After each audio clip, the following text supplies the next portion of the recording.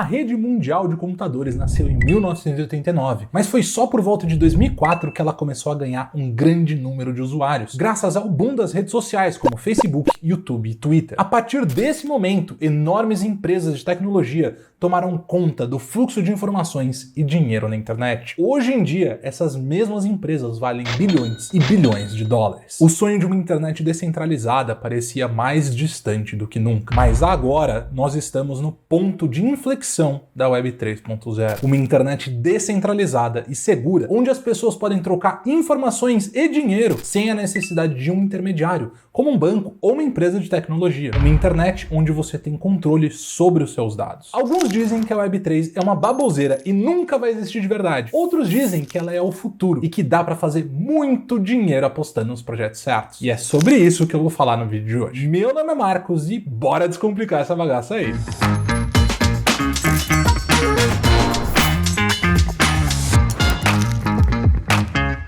Antes da gente falar sobre o futuro da internet, a gente precisa entender sobre o presente e o passado. Entre os anos de 91 e 2004, a internet era feita quase que totalmente de páginas estáticas. Então você entrava lá nas páginas, elas mostravam algumas coisas e era isso. Durante essa época da internet, consumir conteúdo era muito parecido com o que a gente estava acostumado na TV, no rádio ou no jornal. O início da internet mal tinha publicidade, era basicamente uma grande enciclopédia online, onde os usuários eram só consumidores de conteúdo. Mas com o desenvolvimento da internet e também com a difusão da tecnologia, surgiu a Web 2.0, que perdura de 2004 até hoje. O grande diferencial dela é ter trazido uma natureza interativa. Então a internet passa a não ser mais apenas um local de consumir conteúdo, mas também de criar. Nós viramos consumidores e criadores de conteúdo. Isso significa que a gente não só recebia informações dos sites, como os sites começaram a receber informações nossas. E conforme a gente usava o Facebook, o YouTube e o Google, essas empresas centralizadas começaram a coletar esses dados sobre nós para que eles conseguissem nos servir o melhor conteúdo. Mas aos poucos eles perceberam que eles podiam coletar todos esses dados sobre nós e vender para anunciantes. As empresas construíram plataformas e algoritmos e ficaram multibilionárias através de conteúdos produzidos por seus usuários. Para você entender bem, deixa eu te explicar como o YouTube funciona, porque é o que eu entendo mais. Se eu tivesse que te resumir, eu te diria que para um vídeo explodir aqui no YouTube, ele precisa de duas coisas: alta taxa de cliques e alto tempo de exibição. Ou seja, eu tenho que atrair o máximo de atenção possível e prender essa atenção pelo máximo de tempo possível. Quanto mais tempo eu conseguir te deixar interessado aqui dentro do YouTube, mais eu vou ser recompensado, porque cada minuto da sua atenção pode virar um espaço publicitário. Na Web 2.0,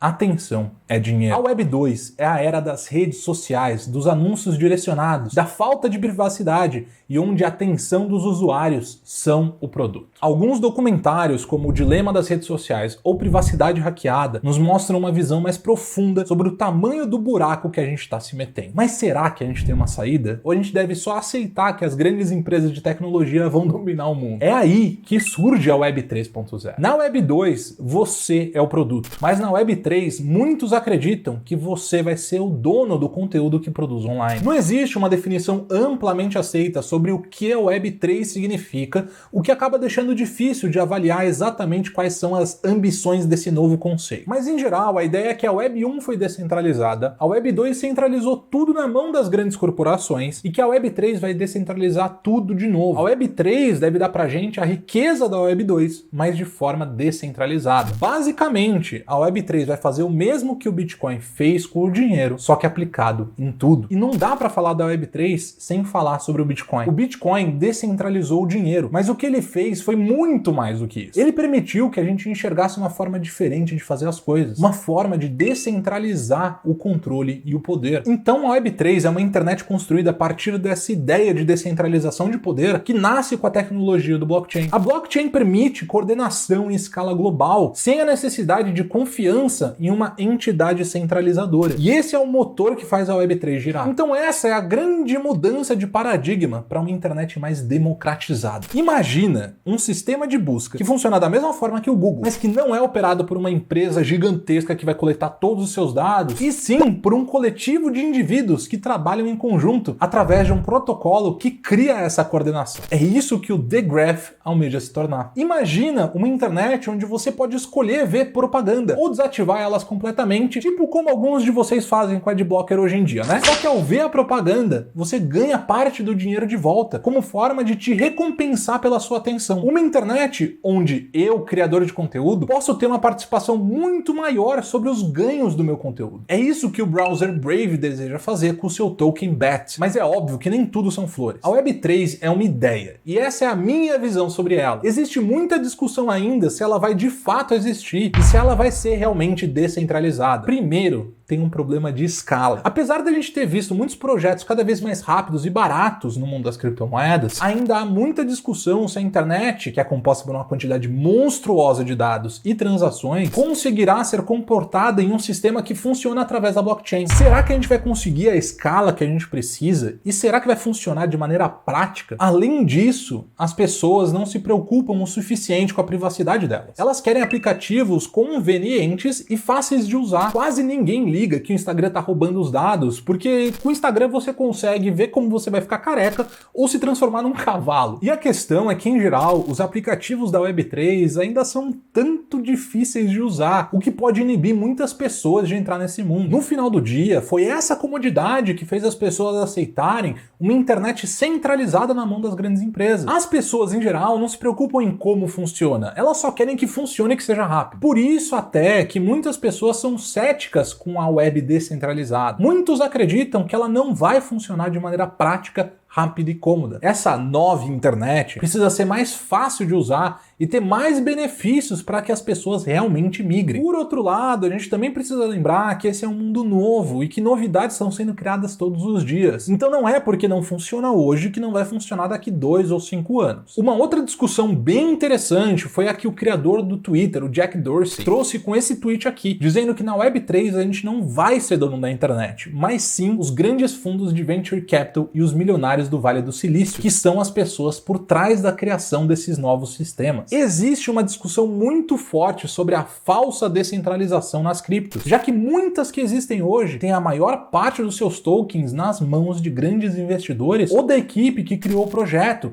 fazendo com que eles tenham o real controle sobre a moeda e sobre o projeto, e que no fim do dia, essa descentralização é só uma fachada. A Bitcoin é descentralizada de verdade. Muitos projetos que surgiram depois não são. Além disso, existem algumas empresas que usam o termo Web 3.0 como se fosse sua própria marca, como é o caso da Web3 Foundation, que está por trás da Polkadot. É como se o Facebook decidisse se chamar Fundação Web 2.0 e dissessem que eles que começaram esse movimento, sendo que o Facebook é um produto e a Web 2.0 é uma ideia. Isso dá a sensação de que esse conceito está sendo meio que empurrado por pessoas que querem ganhar muito dinheiro em cima disso, e não por um ideal de internet democratizada. Como uma grande crítica à Web3, eu li esse texto aqui do Moxie, onde ele conta a experiência dele criando um app descentralizado e como ele encontrou uma descentralização falsa no mercado NFT lá no OpenSea. Eu recomendo a leitura pra gente ficar com o pé no chão. Pessoalmente, eu acredito que a Web3 é um meio termo entre essas duas visões contrastantes. Eu sou um pouco mais sonhador e eu acredito muito na ideia de uma web descentralizada, onde a gente vai ter mais poder sobre os nossos dados e sobre o conteúdo criado por nós. Se a gente não fizer isso, a gente tá perdido. E eu sei que muitas pessoas não ligam pra isso, mas essa discussão tá ficando cada vez mais forte na nossa vida e cada vez mais as pessoas estão se preocupando com seus dados. Mas eu também não sou trouxa. É lógico que existe muito aproveitador querendo pegar essa ideia para favorecer os seus próprios interesses. A real é que esse é um conceito incrível